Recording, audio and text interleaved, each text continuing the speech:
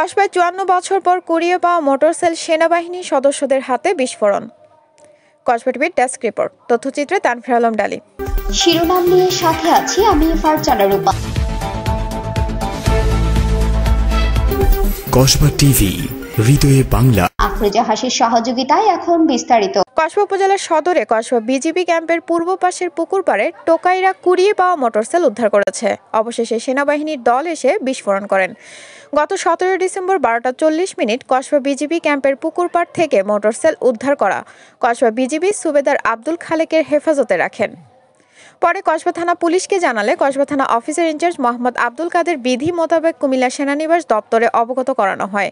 আজ শনিবার ২১ ডিসেম্বর সকালে ক্যাপ্টেন নাজমুস সাকিবা এশার নেতৃত্বে ১৩ সদস্যের একটি দল কসবা বিজিবি ক্যাম্পের ঘটনাস্থল পরিদর্শন করেন। শনিবার বেলা ১টা ৩০ খারেরা ইউনিয়নের ধর্মপুর কবরস্থান এলাকার খোলা মাঠে মোটরসাইকেলটি বিস্ফোরণ ঘটানো হয়েছে।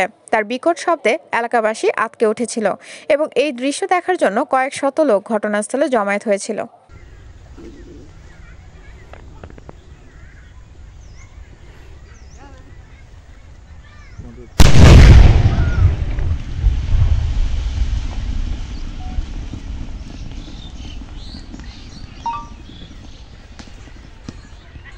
একবার সুন্দর ভিউ হয়েছে, ঠিক আছে, এর লাগে না।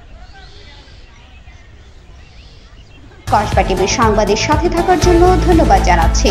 পরবর্তী সংবাদ পেতে আমাদের চ্যানেলটি সাবস্ক্রাইব করে রাখুন।